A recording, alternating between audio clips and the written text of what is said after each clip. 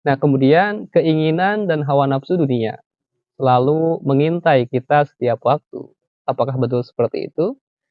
Maka jika benar, jagalah hati kita, pikiran kita, ucapan serta perbuatan kita untuk selalu kompak dan bersinergi menjadi satu kesatuan atau satu kekuatan untuk memagari diri kita, menjaga diri kita dari hawa nafsu dunia.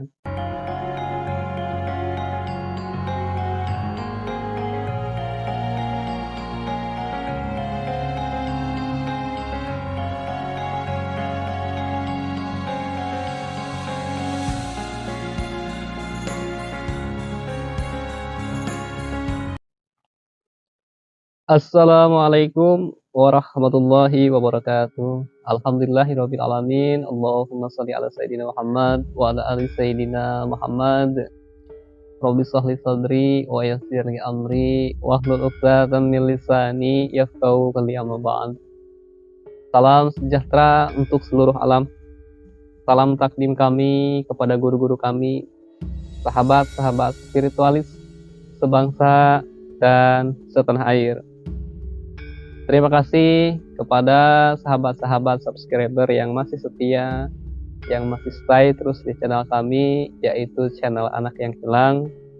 Semoga kebaikan sahabat-sahabat semua dibalas oleh Allah Subhanahu wa Ta'ala.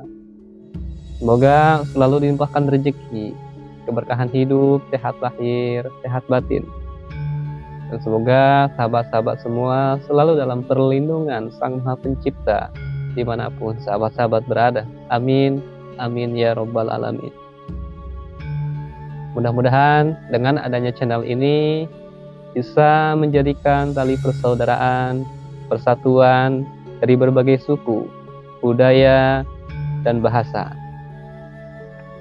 Pada video pembahasan kali ini, kami masih membahas 4 unsur kekuatan yang ada di dalam diri kita sebagai manusia. Seperti yang kami sampaikan sebelumnya bahwa sumber kekuatan ini adalah pemberian yang diberikan langsung dari Allah Subhanahu wa Ta'ala, yang kelak akan dipertanggungjawabkan setelah adanya kematian. Semuanya akan diperhitungkan dari apa yang telah kita perbuat selama kita menjalani kehidupan di dunia ini. Dan 4 sumber kekuatan ini tidak ada kaitannya dengan sesama makhluk atau manusia dengan manusia lainnya, maupun manusia dengan makhluk dari sebangsa jin dan lain sebagainya. Anak batin mengatakan kepada kami secara sadar atau tidak, 4 kekuatan itu kita gunakan untuk apa? Misal hati kita gunakan untuk apa? Akal atau pikiran kita gunakan untuk apa? Ucapan dan perbuatan kita gunakan untuk apa? Apakah sudah sesuai dengan tuntunan yang diajarkan Nabi kita Muhammad Sallallahu Alaihi Wasallam? Yang tahu hanyalah diri kita sendiri, bukan orang lain. Lalu kemudian pertanyaannya, kenapa masih ada saja manusia yang tidak menyadarinya? Kenapa masih banyak manusia-manusia yang senang melakukan maksiat? Lalu kemudian, kenapa masih ada saja manusia yang bersandar kepada keegoannya? Kenapa tidak menyadarkan dirinya kepada Allah Subhanahu wa Ta'ala? Apa yang terjadi pada manusia tersebut? Nah, seperti yang kami bahas di dalam video sebelumnya, untuk melatih 4 sumber kekuatan yang ada di dalam diri kita bisa dengan cara melaksanakan sembahyang 5 waktu atau sholat 5 waktu. Karena itu adalah hal yang paling sederhana, meskipun sulit, tapi tidak ada salahnya kita selalu berusaha belajar untuk mendapatkan kefokusan di dalam sholat, supaya hati, pikiran kita tidak melayang kemana-mana.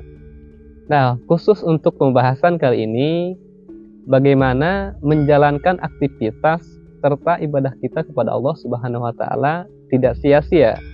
Nah, kami rasa ini sangat penting untuk dibahas karena pada hakikatnya kita diperintahkan untuk beribadah kepada Allah Subhanahu wa Ta'ala selama 24 jam. Allah Subhanahu wa taala menciptakan manusia untuk suatu tujuan yang mulia, yaitu untuk beribadah kepada Allah semata-mata, tidak menyekutukannya dari sesuatu yang lain. Allah Subhanahu wa taala juga berfirman, "Wa ma khalaqtul jinna wal insana illa liya'budun." Dan aku tidak menciptakan jin dan manusia melainkan supaya mereka beribadah kepadaku. Nah, di dalam ayat ini Allah menuntut dua perkara kepada diri kita sebagai manusia. Yang pertama, beribadah kepada Allah dengan cara yang sesuai dengan syariatnya. Kemudian yang kedua, tidak menyerahkan ibadah itu kepada selainnya. Artinya, seseorang mukmin harus menjadi hamba Allah Subhanahu wa taala selama hidupnya. Statusnya sebagai hamba Allah Subhanahu wa taala tidak boleh lepas darinya walaupun sesaat. Itulah tujuan kita kenapa diciptakan. Itulah status dan gelar tertinggi yang diraih seorang insan, yaitu menjadi hamba Allah Subhanahu wa taala. Dan gelar tersebut diberikan kepada nabi kita yang paling mulia, yaitu Muhammad sallallahu alaihi wasallam. Lalu kemudian umur yang Allah Subhanahu wa taala berikan kepada kita adalah sebuah karunia dan anugerah yang tiada ternilai harganya. Dalam satu hari Allah Subhanahu wa taala memberi kita waktu selama 24 jam. Itulah waktu yang harus kita pergunakan sebaik-baiknya agar menjadi hamba Allah yang sejati. Oleh karena itu Rasulullah sallallahu alaihi wasallam menyampaikan sebuah wasiat yang sangat agung bagi kita semua. Lalu apa wasiat dari baginda kita Muhammad SAW? Pergunakanlah yang 5 sebelum datang yang 5. Apa maksudnya? Yaitu masa mudamu sebelum datang masa tuamu, masa sehatmu sebelum datang masa sakitmu, masa kayamu sebelum datang masa miskinmu, masa luangmu sebelum datang masa sibukmu, masa hidupmu sebelum datang masa kematianmu. Sesungguhnya hidup adalah kumpulan hari demi hari. Alangkah ruginya jika kita terus dibuai oleh angan-angan sehingga kita lupa memperbaiki diri. Memanfaatkan waktu berarti melakukan amal-amal paling utama, paling berguna bagi diri kita sendiri, dan paling banyak membawa kebahagiaan.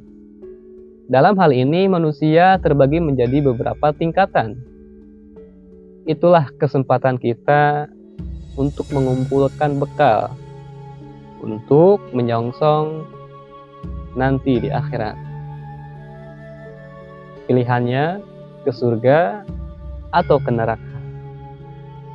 Waktu terus berjalan, usia kita terus bertambah.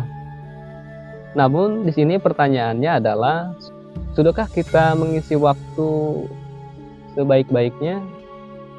Hari demi hari yang berlalu dan yang akan kita jalani ini, apakah sudah kita manfaatkan sebaik-baiknya seperti yang diwasiatkan oleh Nabi kita Muhammad SAW? Nah, sungguh merugi orang yang tidak mengisi harinya untuk menjadi hamba Allah yang sejati. Nah, manusia yang seperti ini laksana mayat hidup yang berjalan, mati sebelum waktunya. Hidupnya tidak bermakna sama sekali. Lalu kemudian anak batin di sini mengatakan kepada kami, jika seseorang hamba mengisi waktunya dengan ibadah yang wajib ia lakukan, maka ia akan maju menuju Allah Subhanahu wa taala. Namun sebaliknya, jika ia isi dengan mengikuti hawa nafsunya, bersantai ria atau menganggur dan lain-lain, maka ia akan mundur. Seorang hamba kelak tidak akan melangkah maju, ia pasti bergerak mundur. Nah, dengan sumber kekuatan yang ada di dalam diri kita, yaitu hati, pikiran, ucapan, serta perbuatan, nah kita gunakan untuk beribadah kepada Allah Subhanahu wa taala serta patuh terhadap ajaran-ajaran Nabi kita Muhammad sallallahu alaihi wasallam dan aturan-aturan yang Allah Subhanahu wa taala tetapkan, yaitu di dalam kitab suci Al-Qur'an.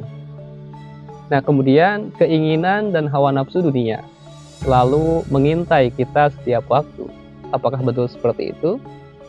Maka jika benar, jagalah hati kita, pikiran kita, ucapan serta perbuatan kita untuk selalu kompak dan bersinergi menjadi satu kesatuan atau satu kekuatan untuk memagari diri kita, menjaga diri kita dari hawa nafsu dunia.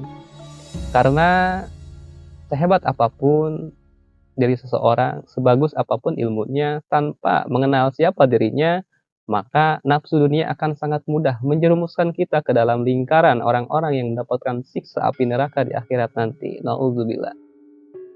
Anak batin mengatakan kepada kami sebagai anak-anak muda yang diasuhnya, hanya manusia-manusia pilihan yang hatinya bersih, pemikirannya yang jernih, ucapan dan perbuatannya semata-mata hanya untuk beribadah kepada Allah Subhanahu wa taala yang akan diselamatkan dari siksa api neraka.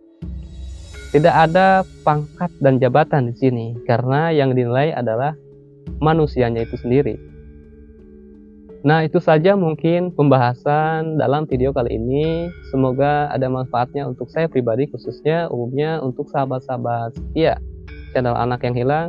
Terima kasih sudah menonton sampai selesai. Mohon dimaafkan jika ada tutur kata kami yang kurang berkenan. Dengan mendukung channel ini berarti sahabat berperan membantu langkah awal perjuangan anak batin. Kami ucapkan sekali lagi terima kasih. Mohon maaf jika ada kekurangan. Kami akhiri. Wassalamualaikum warahmatullahi wabarakatuh.